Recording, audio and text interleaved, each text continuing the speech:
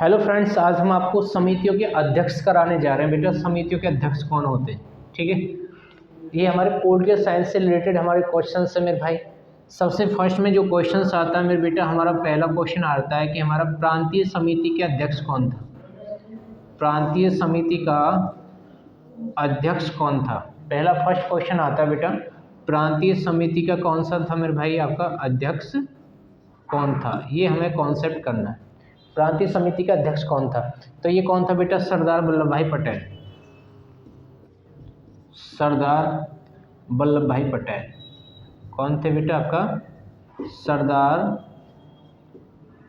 वल्लभ भाई पटेल, ठीक है जी। क्वेश्चन कोई पूछ लेता है कि प्रांतीय समिति के अध्यक्ष कौन थे मेरे भाई, हमारे सरदार वल्लभ भाई पटेल, ठीक है जी। इसमें क्लियर नज़र आ रहा, कोई दिक्कत नहीं। अब देखो भाई, बिल्कुल क्लियर नज़र आ रहा है, ठीक है जी।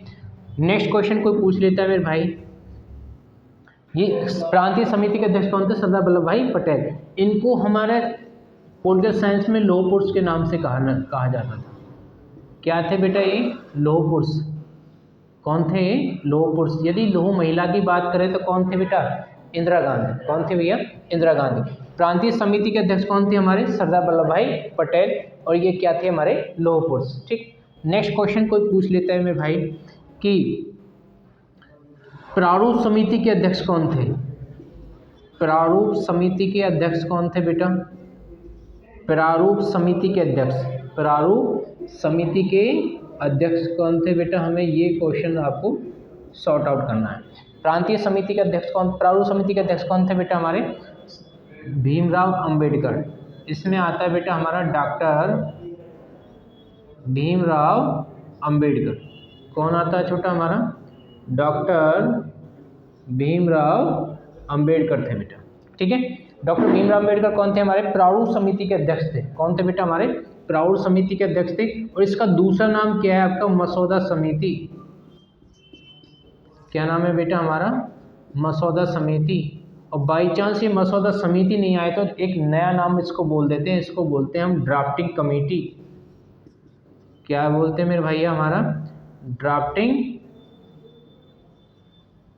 कमेटी, ठीक है। ड्राफ्टिंग कमेटी के कौन थे मेरे भाई, हमारे प्रारूप समिति के डॉक्टर भीमराव अंबेडकर। इससे रिलेटेड एक क्वेश्चन और आ जाता है कि मेरे भाई प्रारूप समिति पर जो बहस कितने दिन चली थी, जो डिबेट चली थी, बहस चली थी कितने दिन चली थी मेरे भाई, जो डिबेट चली थी 114 दिन चली बेटा। कितने दिन चली भैया, 114 दिन।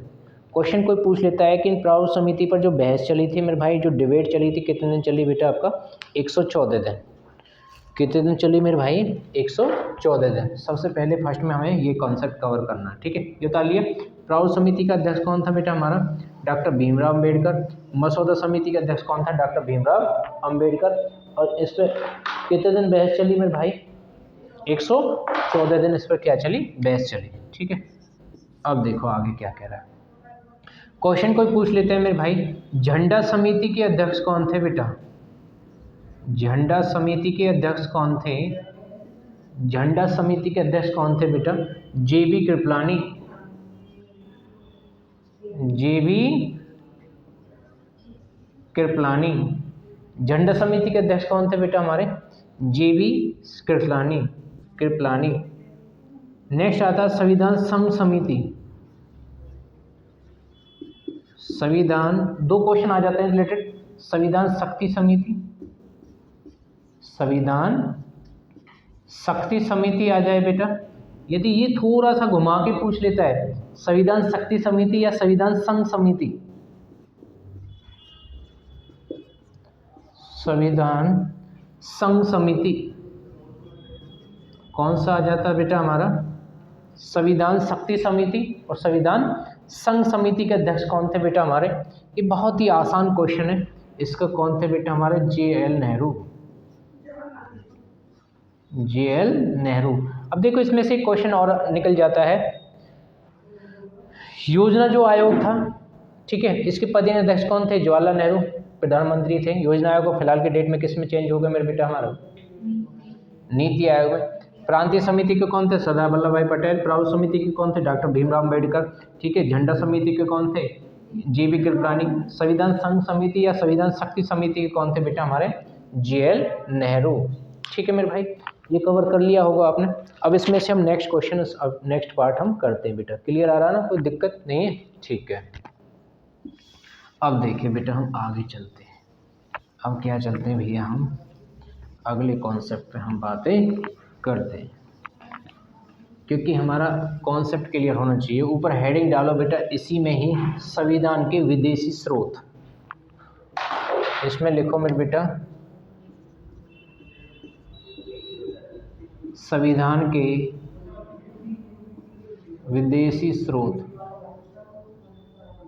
क्या डालना मेरे भाई आपका? संविधान के विदेशी स्रोत। ठीक है भाई, संविधान के विदेशी स्रोत में क्या बोलना है मेरे बेटा?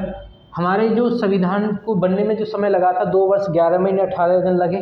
2 वर्ष 11 महीने 18 दिन हमारे संविधान को कितना समय लगा? 2 वर्ष या 11 महीने 18 दिन का समय लगा था। इसमें जो संविधान बनाया गया था मेरे भाई, अलग अलग देशों से हमने कोई चीज़ ली थी। ठीक है, तो उसके विषय में हम बातें कर रहे हैं। ठीक है, सबसे फर्स्ट में कोई पूछ लेता है कि नीति निर्देशक सिद्धांत कहाँ से लिया? नीति निर्देशक सिद्धांत, नीति निर्देशक सिद्धांत कहाँ से लिया बेटा? ये कहाँ से लिया मेरे भाई? हमारा आयरलैंड से। नीति निर्देशक सिद्धांत कहाँ से लिया बेटा? आपका आयरलैंड से लिया। नीति निर्देशक सिद्धांत कहाँ से लिया था मेरे बेटा? आपका आयरलैंड से लिया गया। ठीक है, आगे क्वेश्चन कोई पूछ लेता है कि मौलिक अधिकार कहाँ से लिए गए मेरे बेटा? आपका मौलिक अधिकार कहाँ से लिया गया? मौलिक अधिकार कहाँ से लिए गए बेटा? तो मौलिक अधिकार हमारा कहाँ से लिए गए मेरे भैया? हमारा USA से। मौलिक अधिकार कहाँ से लिए गए मेरे बेटा? USA से लिए गए। क्वेश्चन कोई पूछ लेता है जो मौलिक अधिकार USA से लिए गए, तो मेरे भाई मौलिक कर्तव्य कहाँ से लिए गए? मौलिक कर्तव्य कहाँ से लिए गए बेटा? मौलिक कर्तव्य हमारे रूस से लिए गए मेरे भाई। मौलिक कर्तव्य कहाँ से लिए गए बेटा? हमारे रूस से लिए गए। और रूस में एक क्रेमलिन नाम का स्मारक है, वो भी फेमस है। ठीक है, मौलिक कर्तव्य कहाँ से लिए गए बेटा? रूस से। और नेक्स्ट क्वेश्चन कोई पूछ लेता है आपातकालीन स्थिति कहाँ से ली गई? आपातकालीन स्थिति कहाँ से ली गई? आपातकालीन स्थिति कहाँ से ली गई बेटा? ये हमारी जर्मनी से ली गई। आपातकालीन स्थिति कहाँ से ली गई बेटा? हमारी जर्मनी से ली गई। क्वेश्चन कोई पूछ लेता है बेटा आपातकालीन स्थिति कहाँ से ली गई बेटा? हमारी जर्मनी से ली गई। आपातकालीन स्थिति कहाँ से ली गई बेटा? आपकी जर्मनी से ली गई। नेक्स्ट क्वेश्चन देखो भाई, क्वेश्चन कोई पूछ लेता है कि मेरे भाई एकल नागरिकता कहाँ से ली गई? एकल नागरिकता कहाँ से ली गई? एकल नागरिकता, एकल नागरिकता कहाँ से ली गई बेटा?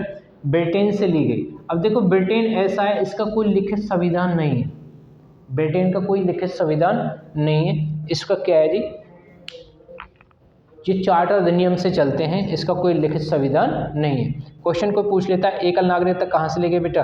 ब्रिटेन से ली गई। नीति निर्देशक सिद्धांत कहाँ से ले गया? आयरलैंड से। मौलिक अधिकार कहाँ से बेटा? US से। मौलिक कर्तव्य कौन सा है? रूस से लिया गया।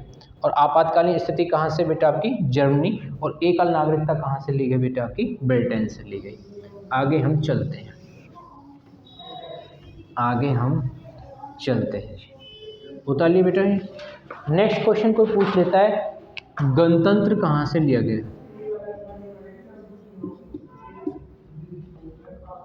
गणतंत्र कहाँ से लिए गए बेटा? हमारे फ्रांस से लिए गए।